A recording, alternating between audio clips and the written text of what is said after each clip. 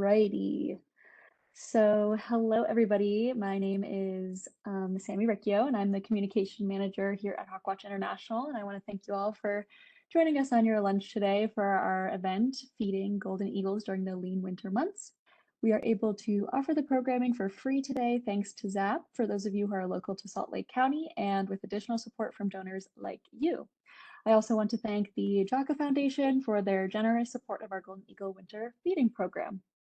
So with that, I will turn it over to the one, the only, Cody Allen, who is our field biologist here at HawkWatch. All right. Hello, everyone. Thanks for coming today. My name is Cody Allen, field biologist with HawkWatch International, and I will be telling you about our Golden Eagle Winter Feeding Project. This is intended to be a conservation, mitigation, proof of concept for an eagle population that is well studied, but with poor productivity and first-year survival. A little about me. I was born and raised just outside Nashville, Tennessee. Became fascinated by birds in university after an ornithology course, and that led me to working for one bird gig after another. I worked seasonally at the HawkWatch Migration Site, Commissary Ridge in Wyoming from 2018 to 2021. Some of my hobbies include birding, photography, climbing, and ice fishing. But that's enough about me. Golden eagles, the largest avian predator in North America. Golden eagles are majestic and instantly recognizable by their golden nape feathers. These birds are long-lived and have a slow growth life strategy that takes them 5+ years to reach sexual maturity. The oldest record in North America was a bird banded by Kent Keller here in Utah back in 1980. That bird went on and lived 31 years and 8 months until it was struck by a motor vehicle in 2012. Unfortunately, human-caused mortality like electrocutions, collisions, shooting, and poisoning is very high for golden eagles. So this project came about after we decided to relocate roadkill deer into remote areas of the West Desert and put out camera traps to detect color-banded birds. After limited effort and great success, we decided to expand the project and see what benefits carrion relocation can have on golden eagles. We noticed fierce competition at the carcasses, indicating a lack of food resources. As you can see in the chart, there's a large amplitude correlation between golden eagles in orange and their main prey, jackrabbits, in blue. Jackrabbit numbers are down due to habitat loss, degradation, and the introduction of the lethal rabbit hemorrhagic disease in 2021. With this project, we aim to increase overwinter survival and nest productivity. This is a 4-year project that runs from December to March. The study area is within the West Desert of Utah, where long-term nest monitoring data is available. We chose the study sites based on GPS tracking data and filtered the sites that were close to at least 2 monitored golden eagle territories. Upon placement of carrion at each site, camera traps and passive perch scales, which I'll get to later, will be installed, and we will weigh the carcasses. We will continue to monitor eagle territories in proximity to the site. We started deploying color bands in Utah in cooperation with Dugway Proving Ground, Hill Air Force Base, and local researcher Kent Keller back in 2017. Since then, we have 327 color bands out on golden eagles. Nest access work has been a core part of monitoring this population since the late 70s, when Kent Keller began banding and recording prey remains in the nest.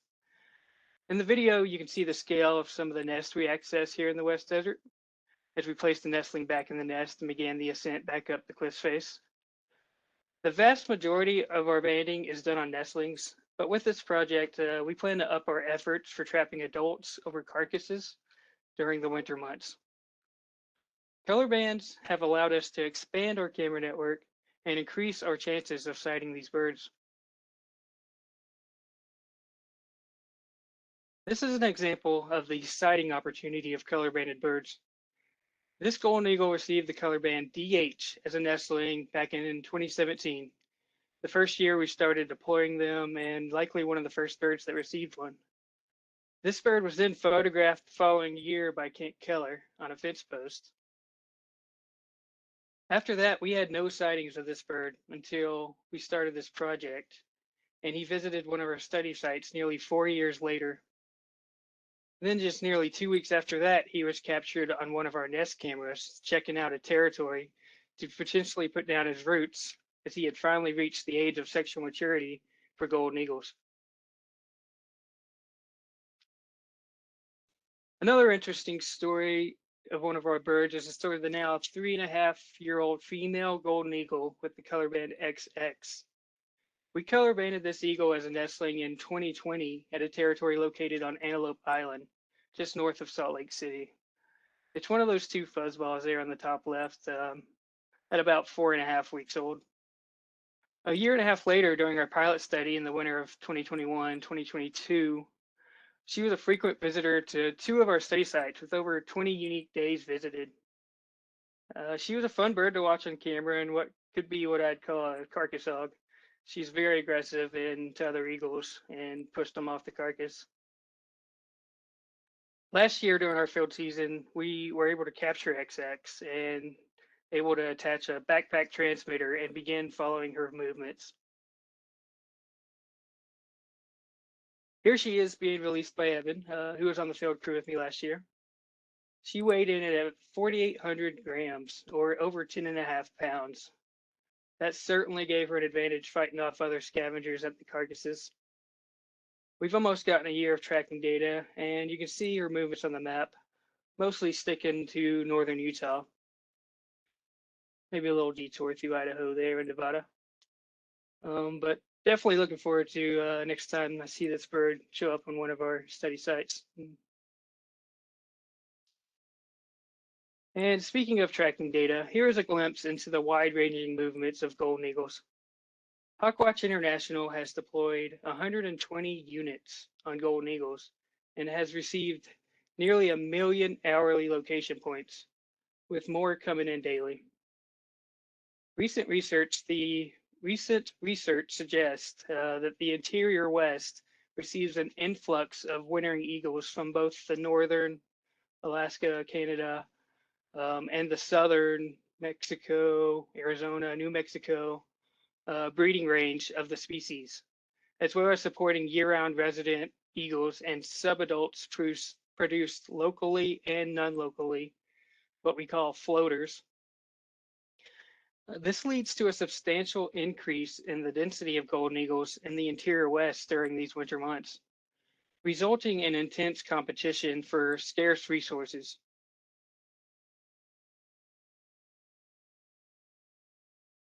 As part of this project, we have relocated 37 carcasses back into the landscape. We started weighing carcasses during our field season last year to get an estimate on the available biomass. We ended up moving over 2,800 pounds of carrion to our study sites. And we got plenty of photos to keep busy, amounting to over 1,750,000. And with all these photos, we were able to recite 11 unique color-banded birds. On the bottom right, you can see a close-up example of the color bands we use. They are repeating 2 alphanumeric characters wrapped around the whole band to maximize being able to read them.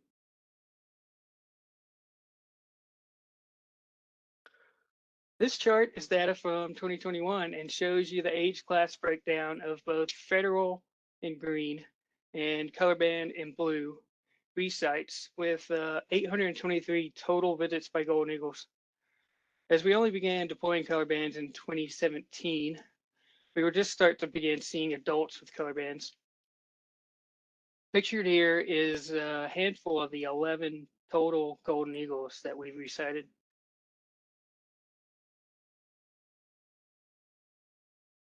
This chart is also from 2021 and shows data from over 370 hours of scavengers foraging on the carcasses.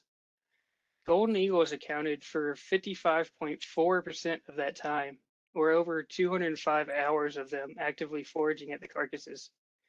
And they weren't the only ones, as you can imagine, that were hungry and interested in the carcasses. As you can see with this coyote on the top left, I've got lots of great photos of this interaction. They continued back and forth for nearly 45 minutes until the coyote finally gave up and headed on its way. I'm going to go through a few photos showing the different interest in the carcasses by scavengers and interactions at the sites.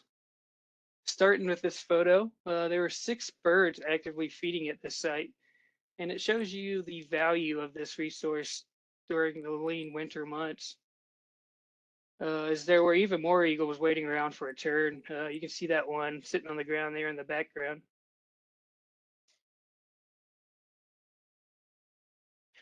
Oh, one of our carcasses was discovered by a bobcat a few hours after we placed it.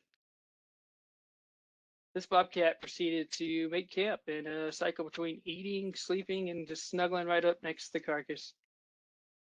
It wasn't target species, obviously, but it was a fun set of photos to go through. After 5 days without leaving that carcass unattended, it finally waddled away fat and happy. You know, we also had visits by striped skunks, badgers, a little kit fox, burrowing owls, and of course, bald eagles. I could go on and on with these photos. Lots of good ones. In this photo, you can see the passive perch scale in the back, which is something I'm really excited about this year. This scale will allow us to capture the weight of golden eagles without the difficulty and stress of capturing these birds. We have been working with an engineer and did a bunch of testing last year. This year, we are happy with the design, and we will have 8 passive perch scales for this winter. They are installed on top of 4x4s that are set up near our study sites. They use a transducer to capture the weight of the birds that perch on them, and use a combination of a battery and a solar panel. And then all the data gets stored on a little micro SD with the timestamp and more. Yeah, they were amazing. These are some of our expected outcomes. Fill gaps in golden eagle winter ecology. Increased eagle nest productivity near our study sites. The quantification of carrion relocation benefits and creation of a golden eagle carcass relocation guidance document. A short-term boost to West Desert golden eagles while rabbit hemorrhagic disease runs its course and while awaiting benefits of shrub restoration projects in the area. A proof of concept and opportunity to expand camera network for resighting. And the takeaway is we hope to quantify a promising mitigation strategy with Utah's best studied but least productive golden eagle population. I'd like to say thanks to Dugway Proving Ground, JACA Foundation, Utah Division of Wildlife Resources, Great Salt Lake Audubon, Ensign Ranches of Utah, and these 3 individuals, Chris Garcia, Kent Keller, and David Slater.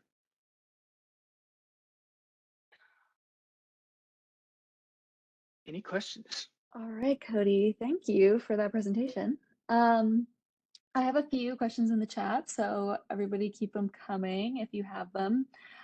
So Pam noticed that in your photos that there was that burrowing owl. Did the burrowing owl feed on the carcass, or was it Briefly, just, oh, sorry. Yeah, was it just briefly. It stopping didn't by? hang out long, but yeah, it definitely like went to the carcass and put its head in there, and I don't know, maybe he's chasing an insect or something. But Oh, yeah, wow. Okay, I was briefly. gonna say, do we have, is it known that burrowing owls will feed on carrion? I don't know. Well, it could be exciting then that we discovered something potentially. I also have a question from Jess saying, how does the weight data get categorized for the unbanded individuals that use the passive perch scales? Well, that's something we're gonna have to figure out. I mean, it is a new thing, so it's still developing. Um, I guess for the unbanded individuals, if you like see them, if yeah, well, this is perfect world. They land on the perch, then go to the carcass, and then go back to the perch, or something similar like that. Yeah, still developing on that one. Cool. I have Carol asking, do the color bands grow with the bird? Oh, interesting. Good question. When golden eagles are born, their legs are basically the size that they're going to be and while they're adults. So we put bands on them at about 3.5 weeks sometimes, and their legs are already fully grown. So you don't have to worry about the legs expanding into the color bands. Hmm. Yeah, we get that question a lot. It's a common question. Um, Jess asks, are all the carcasses collected from highways or are they from compost areas? Where are you getting your carcasses? These carcasses are supplied through Utah Division of Wildlife Resources. They are, yeah, they supply us. So Cool. Um, I have a question from Anna that says, say we bird hunt in the West Desert with lead-free ammo, of course. Would it be beneficial to leave those carcasses in the West Desert for golden eagles to find? We only take the breast meat, so the rest of the bird would be available.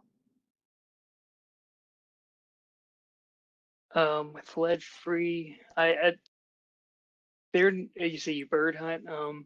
Eagles probably wouldn't be as interested in that as it's like big game. Um, that's yeah. I don't. I'm not sure. Yeah. Good question from Anna. Um, Next question from David. Are carcasses being placed within proximity of territories where breeding is being monitored? Any early anecdotal observations of improved success of productivity? No early signs yet. They're close to nest, but not like right on top of nest. They're within 2 kilometers of two territories. Um, haven't really looked at that data yet. Still early in this project. Don't have results or stuff to present on. So, um, yeah, no early anecdotal on that. I have a question from Nikki who says, do you put the carcasses out in the spring/summer as well, or is this only necessary in the winter? This is more of a winter thing. In the spring/summer, there are more live prey available. And also dealing with carcasses is a lot friendlier in the winter for us because they're frozen. An But yeah, added benefit. yeah, Yeah, it's not the most glamorous work dragging carcasses, no, but no, no. someone's got to do it. I have a question from Kristen saying, is HawkWatch considering expanding this project to other areas in the West?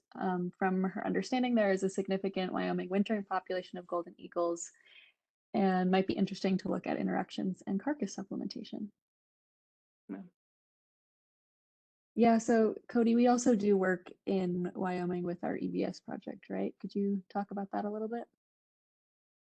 The Eagle Vehicle Strike project, yes, that's been something going on for a few years now, maybe 2018, 2017, maybe before that.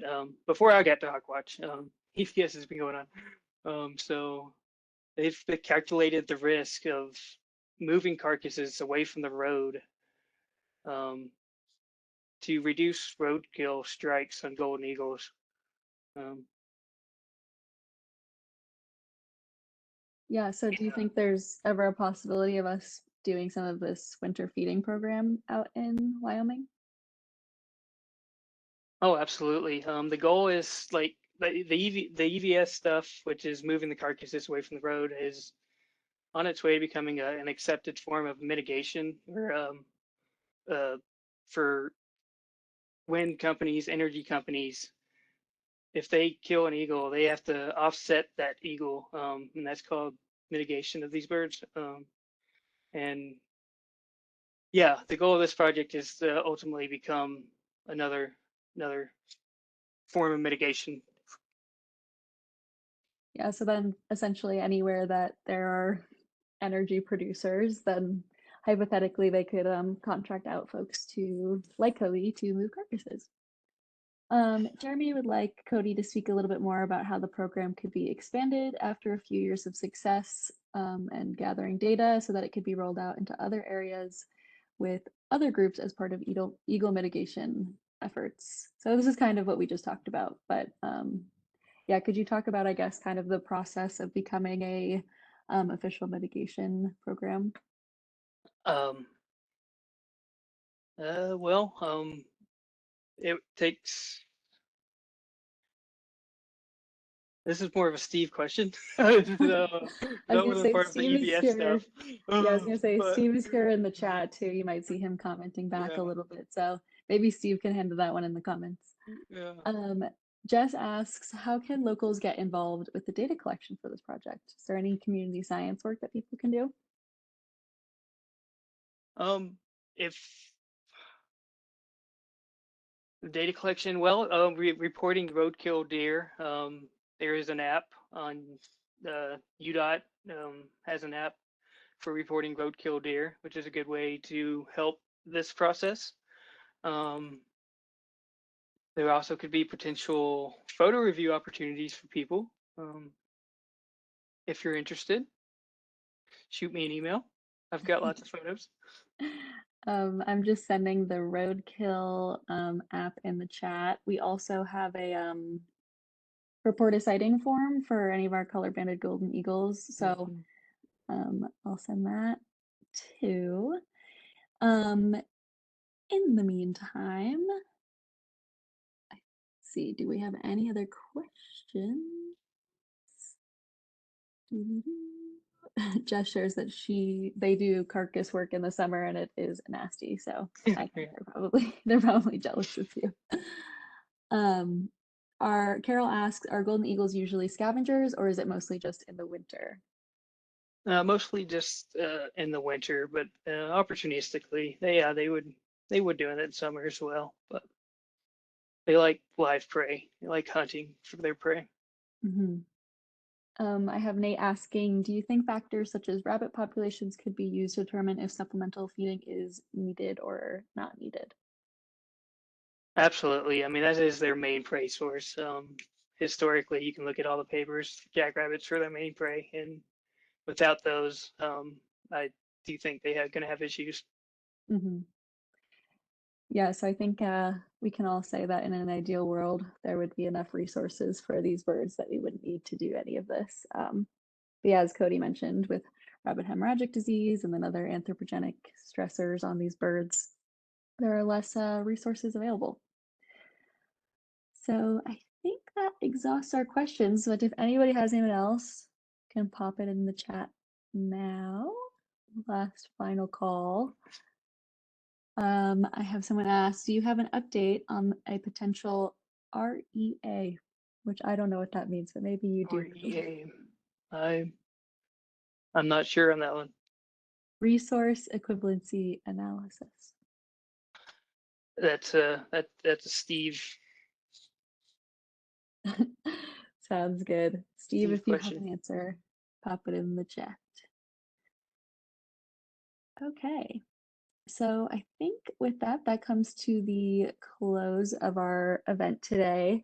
So yeah, just once again, I want to thank Cody for taking the time to put this together and share his expertise with you all. Yeah, with that, thank you all for coming, and I hope you all have a lovely rest of your day. Thanks, everyone.